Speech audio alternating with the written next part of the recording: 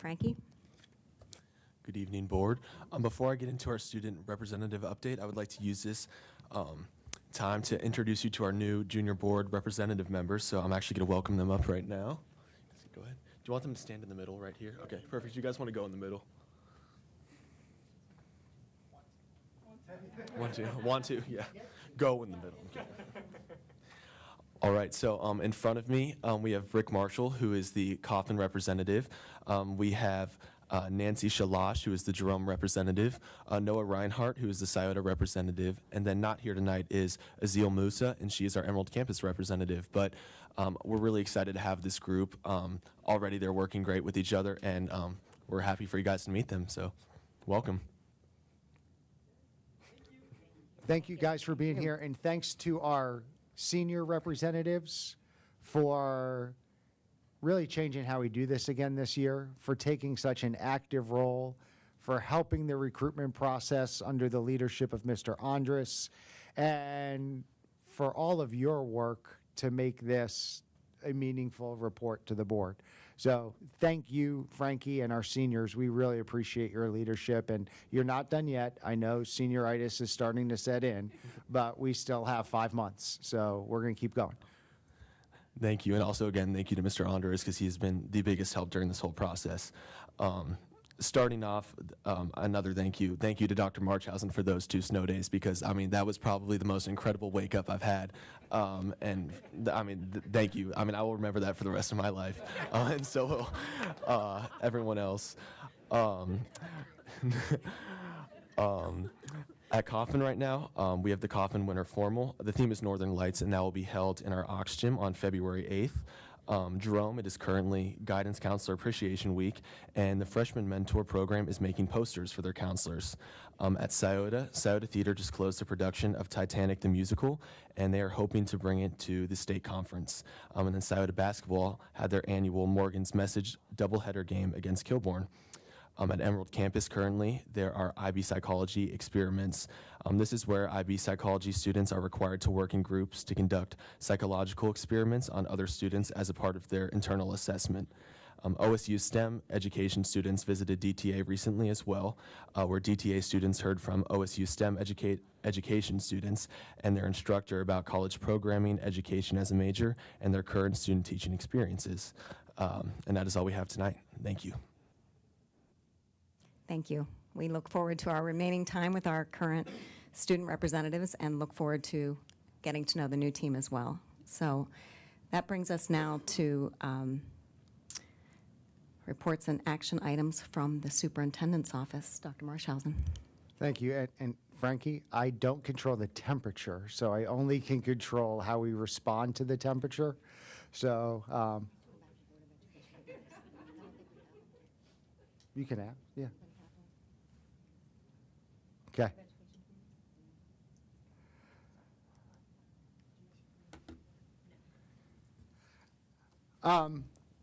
Last year, we entered into an agreement with Cardinal Health with an intent to purchase the Cardinal Health West building.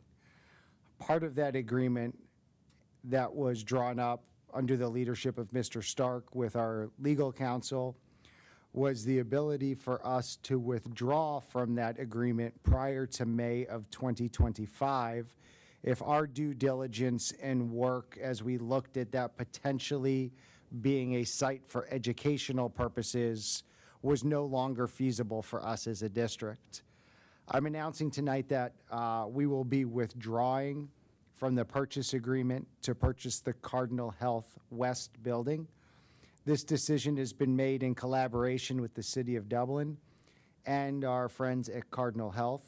I know that both Mr. Valentine and Mrs. Gillis at times were able to join us in meetings with the 3 bodies as we looked at what can we do moving forward with that Cardinal Health plan.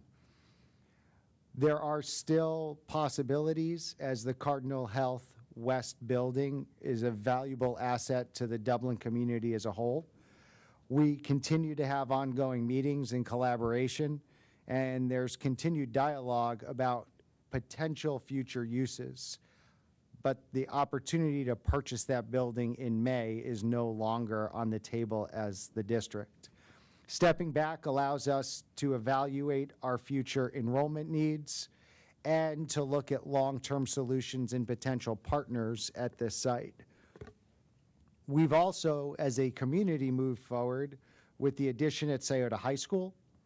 As we talked about at the last board meeting, the addition at Scioto High School is funded with resources that have already been approved by our voters.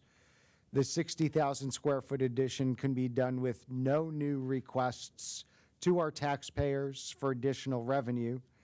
And in the short and moderate term, it allows us to address our enrollment solutions. As we talked at the last board meeting, this addition will allow us to house over 2,000 students at each of these 3 campuses. It allows us to balance the student enrollment at our 3 buildings and to manage the growth that is taking place in our district as a whole. I'd like to thank our friends at Cardinal Health.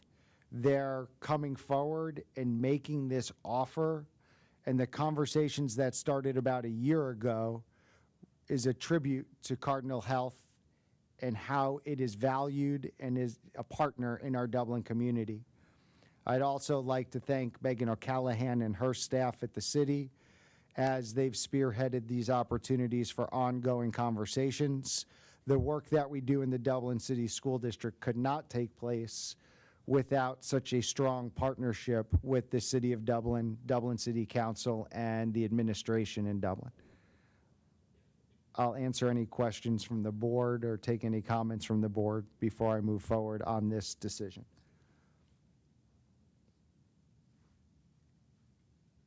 Okay.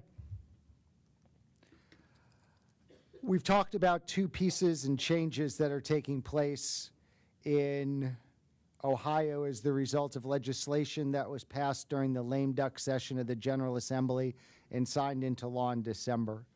One of those changes was HB 8, the Parents' Bill of Rights.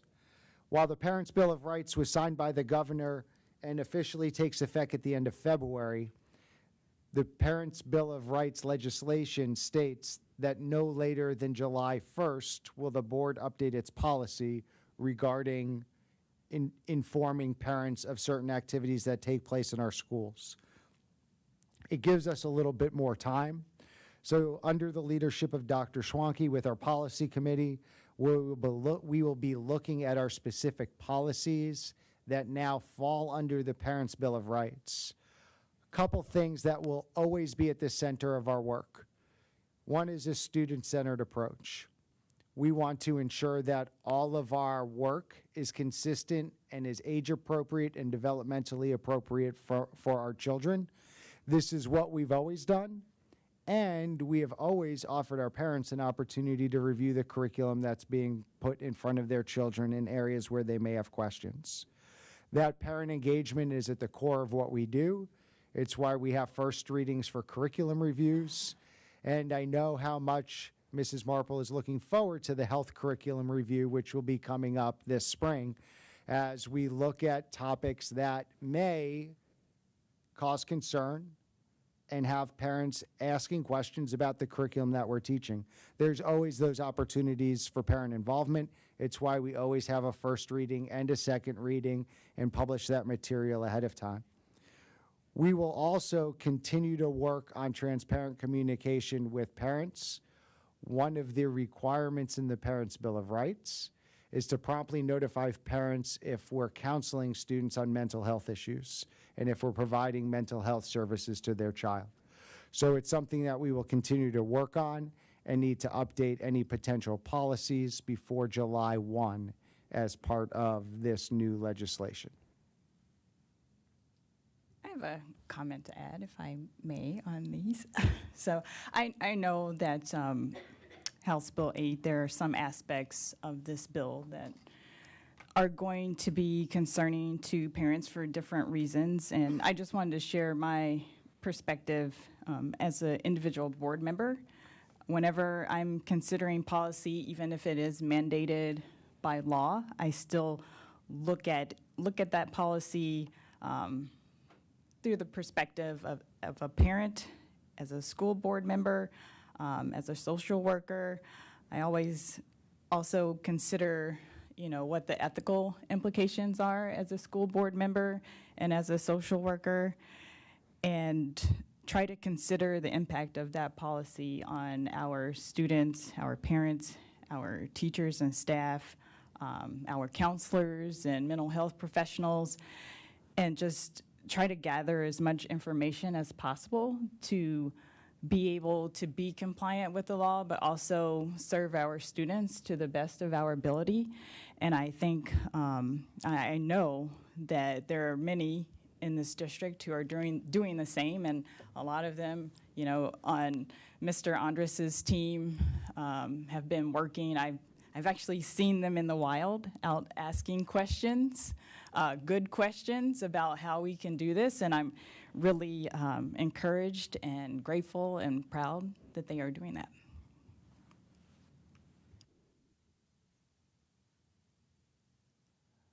Okay, and finally, it was nice to see the sun today as we look towards hopefully warmer weather. We've got a full calendar, and we've got a lot of things coming up. This Saturday, we will be hosting the annual Dublin Lit Conference at Kaufman High School and the annual Chinese Festival over at Jerome High School. Both will be large events that we will be hosting in our high school buildings, and we'll be ready for the crowds that are going to come to those. As we get deeper into the spring and we get into what will be award season, we've got our Community Champions program. The applications are available on the Chamber of Commerce website if you would like to nominate a community champion. This is a wonderful partnership with our Dublin business community through the Chamber of Commerce, where we recognize students who go above and beyond and teachers who go above and beyond. And thanks to Jenny and the team at the Chamber for their continued support of the Dublin City Schools. We will once again have our annual job fair. It continues to grow each and every year as we look at pathways and creating opportunities for students to know what is potentially next for them. Job fair is just another example of the great support we get from our business community. As we look at dodgeball coming up and this year's beneficiary, Cateswell, that will be on May 9th. It's going to be sunny and beautiful, and we know that will happen. May 15th, military commitment ceremony, a one-of-a-kind if you haven't had the opportunity to be here to celebrate our students who are going directly into the armed forces or into one of our academies. It's a great ceremony. May 22nd, our board meeting, that second board meeting in May, will be at Scioto High School. By then, we will probably already be seeing movement of dirt and things, but this allows us to have a date where we will be able to put shovels in the ground and celebrate the official kickoff to the Scioto edition, which will be ready in August of 2026. And then Sunday, May 25th, it'll be here before we know it. Those seniors back there get giddy when we talk about it. Graduations where we will graduate over 1,300 students from our 3 high schools in those 3 ceremonies in a long day at the Schottenstein Center at Ohio State University. I was having a conversation with someone earlier today. Hardest time to be an administrator is January and February until spring break. Most of us up here are thinking about next year already, but we're right in the middle of this year with teachers and students and parents. So we've got a lot going on, and this is when a lot of the work gets done. Any questions or comments from the board? Thank you, Mrs. Rigby. Thank you. That takes us to reports and action items from the Treasurer's Office. Mr. Kern. There's just a few things on the agenda. Talking about federal grants, we do have appropriation changes for our federal grants. These are to meet, mid-year they do reallocation, so they'll either give you more money or take some more money away, and also balance out any carryover unspent monies from previous years. So these appropriations are so we can match the allocations that we have for those federal grants. So that's to you see one decrease and the rest are increases there. So that's why we have the appropriation changes. We have approval of the December financial report. As you can see, we are pretty much on target for estimates at this point of the year. One thing we'll start looking at is very important. I always mention this. This is the people that tax bills, I believe, are due in Franklin County this Friday, I think. So we start receiving advances on property tax settlements. That'll probably see final settlements in Franklin County probably the end of February, and Delaware and Union usually round out by sometime in March. But that's one thing we want to pay attention to make sure. As last year we saw collections dip a little bit from what we historically had been seeing, not drastic as you may have seen in some districts, but it's just one of the things we want to keep an eye on. As you know, Dr. Marshausen mentioned, that is our primary funding of our operating fund. So, and we have one donation here, which I believe, if you look at it, should be pretty self-explanatory what they want to use it on. So, any questions?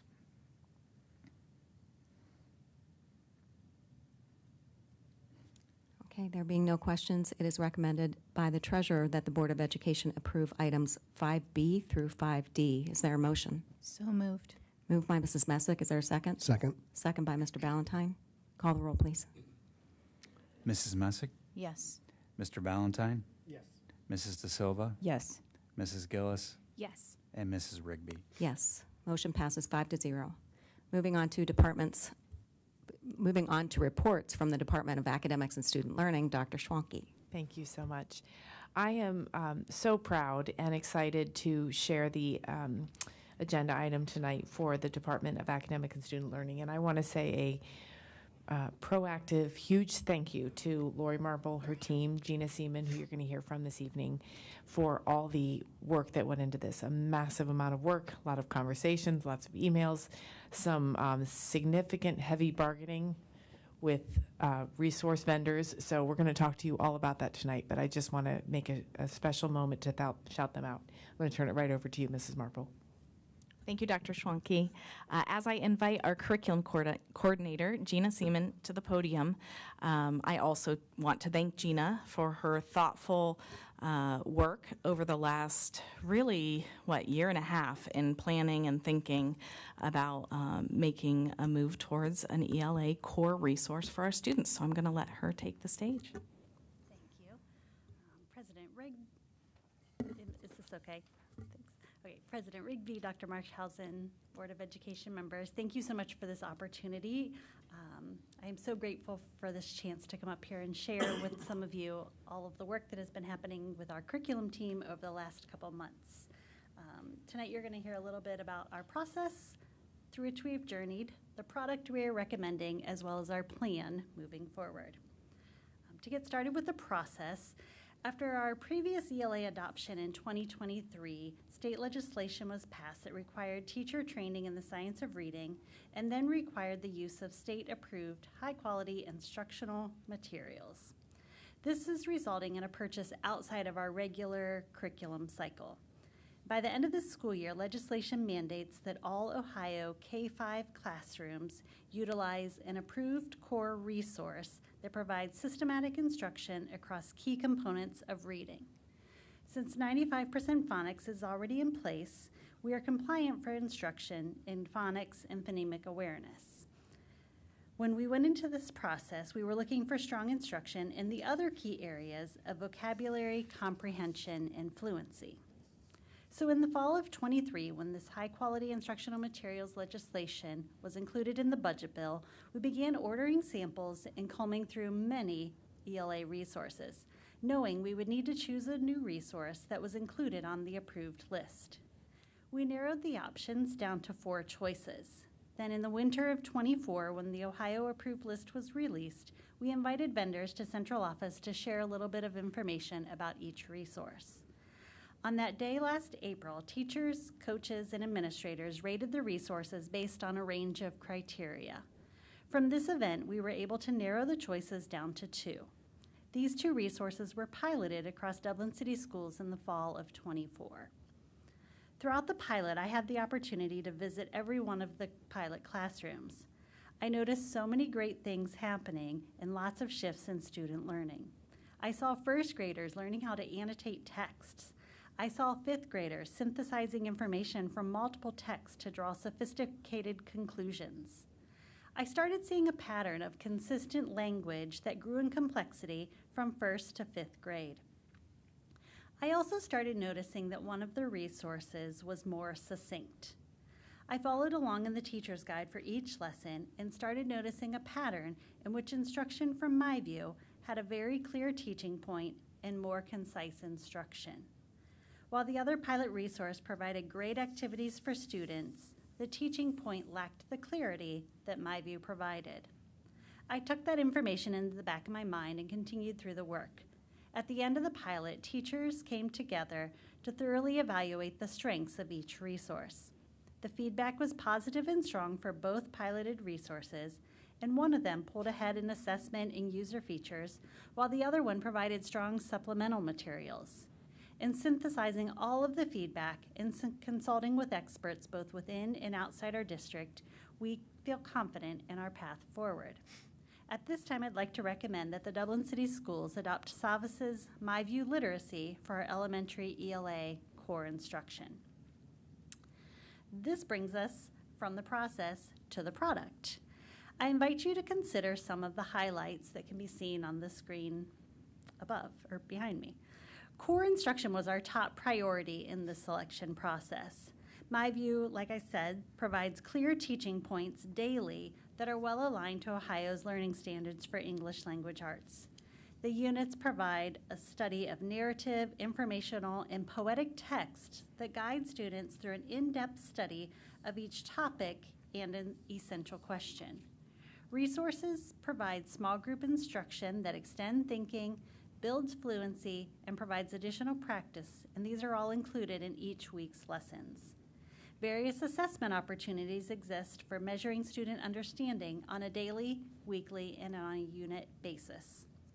Aside from these components of core instruction, differentiated lessons are available for students who need more than what is offered to the whole group. These lessons align to class assessments as well as to our M-Class screener. My Reading Companion provides scaffolded practice around the core reading skills. The resource includes My Focus Intervention, which offers more intensive intervention lessons on targeted key literacy skills, and the My Language Handbook provides additional suggestions for supporting English language learners in our classrooms. You can see on the screen there is a robust set of classroom literacy resources that will be provided in each classroom. All of this is in addition to the robust online platform that is translatable in over 100 languages. While this product provides the resources necessary for strong instruction, they are nothing without a strong plan for implementation. Pending your approval in February, we will begin ordering all of the resources. Throughout the spring and summer, we will provide training to our teachers. I will be working closely with Kathy Parker-Jones and the Savas team to make sure that our teachers have online access to all of the resources for instruction and for assessment. I will be partnering this summer with the Gifted and the English language learning team to ensure that all of our cohorts are aligned to meet the needs of our students. This training will continue in the fall when we begin a strategic rollout of the supplementary resource components. We will focus first on that core instruction, then on assessment options, and then on small group opportunities. We'll be working closely with principals and coaches to ensure that we meet the needs in each building. Thank you so much for your time tonight.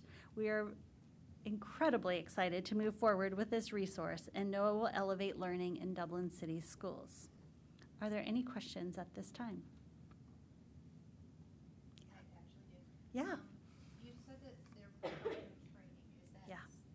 That's the company that will come in? How many hours will they be providing for our teachers? I don't have the exact number of hours right now, but we'll be working with their consultants who will work with our instructional coaches to deliver all of the professional development. But I can let you know that number exactly. It is in the contract. And the other one is, how prescriptive is the program? Yeah. So is there any room for teacher There sure autonomy is. and choice Mhm. and voice and Yeah. So that was one of the key factors that I was really looking at. When we looked at the two resources, my view was considerably less prescriptive. And I felt like that provided an opportunity for more conciseness from our teachers. And I felt like it also left room for teacher autonomy and teachers to use their craft of teaching. So you're welcome. Sorry, can you repeat what you said? You said first focus on core instruction, then an assessment, and then what was the Small third? group instruction. Small group So instruction. once we see those assessment results and we kind of triangulate them with our M-class results that we get each 3 times a year, we'll look at small group instruction and look at the resources that are available for that. Okay, thank you. You're welcome. This very much is a state mandate. You see the price tag on here for it. There is some state reimbursement that comes along with purchasing this program. I believe it's about $800,000. Is that correct? That's correct. So when you look at the state approving reading programs, putting out a list of vendors, saying you have to pick one of these programs, and then we get reimbursed less than 50% of the cost of that program. This is one of those unfunded mandates that we get to work through as we implement the reading program that comes our way.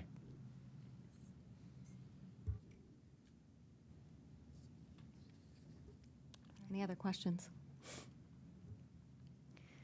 Okay, so thank you so much. Of course. Thanks, Gina. You're welcome. Thank you. And again, since this is just a first reading tonight, there is no board action required at this evening's meeting. Moving on to reports from the Department of Operations. Mr. Stark. Good evening. We have a couple items for your approval tonight. The first one is an amendment to a contract that the board approved in the middle of last year with Kramer and Associates. Kramer is an engineering firm. The board hired them to design the replacements of our refurbishment of all of our elevators. We'd like to amend this contract to also include chairlifts. Chairlifts is the last item that I'll be presenting to the board as part of our 2023 35 or 36 items to improve. This is the last design contract we need to do. Chairlifts will not be publicly bid. They'll be through an RFP because they're considered furniture. But what Kramer will be doing is building all the specs for this, and then we'll work with legal on an RFP to put out later this year. And the chairlifts, there is a chairlift at Kaufman, Scioto, and what's called a Lula, which is like part chairlift, part elevator at Kaufman's baseball facility. That will all be part of that, and all be replaced next summer. The next item for your approval is this City of Dublin share agreement. I brought this up at the last meeting. This is for the traffic light that's necessary for Bishop Elementary. And how it works basically is, since the last developer that causes that threshold to meet a light has to split the cost with the city, and we were that last developer because we came in after the houses were built. So what you'll see in front of you is they're estimating a $300,000 cost to the district. They're estimating it because they currently have a bid out on the street, and if that bid comes in lower, then we'll get some money back, because we will be asking Mr. Kern they'll need some of that money up front. And if it comes in more than that, I will be coming back to the board with details about how their bid was more than their forecast and what more we'll need. They're estimating right now that this light will not be done until early 2026, unless parts and pieces lead times are a bit better. And those are the two items I have for tonight. It is recommended by the superintendent that the Board of Education approve items 8A and 8B. Is there a motion? So moved. Second. Moved by Mr. Valentine, second by Mrs. De Silva. Questions or comments? Call the roll, please. Mr. Valentine, Yes. Mrs. De Silva, Yes. Mrs. Rigby, Yes. sorry, Mrs. Messick, Yes. and Mrs. Gillis. Yes. Got our order there. Motion passes 5-0. Reports from the Department of Human Resources. Mr. Boney. Good evening, members of the board. I will start tonight in our certified agenda side. You're going to see 4 resignations and 1 retirement. I just want to point out the resignations that we have are partially due to this time of year where we have people that have indicated they're not coming back next year for leave of absence purposes. So that's where some of those come from. The retirement is for Jim Schaefer. He's going to be retiring from Dublin Scioto High School with 31 years here, and Mr. Schaefer is a fixture in our district, and we wish him the very best. You'll see one new hire under item 2, and this is for an intervention specialist that will start next school year. Most of the supplemental contracts that are on tonight are for spring and fall athletics. The same applies for pupil activity permits. Those are for athletics to cover spring 2025 and then fall sports for next year. Moving on to our classified agenda, this one's brief. We have 7 resignations on tonight, along with 3 new hires and then 1 unpaid leave of absence. The last item is stipends, and we only have a single stipend, and that covers Leadership Academy. Leadership Academy is a professional learning conference developed by and for Dublin teachers. It takes place once a year in late summer, just before school starts. And this stipend covers those staff members who are responsible for all the work that must happen in order to host the event. And that's why it's on for tonight. And that's all that I have for the HR agenda tonight. It is recommended by the superintendent that the Board of Education approve items 10A through 10C. Is there a motion? So moved. Moved by Mrs. Messick, Second. second by Mrs. De Silva. Call the roll, please. Mrs. Messick, Yes. Mrs. De Silva, Yes. Mr. Valentine, Yes. Mrs. Gillis, Yes. and Mrs. Rigby. Yes. Motion passes 5-0. Future agenda items. Anybody have anything that? Okay. Is there a motion to adjourn the meeting? So moved. Moved by Mr. Valentine. Is there a second? Second. Second by Mrs. De Silva. All those in favor, say aye. Aye. Motion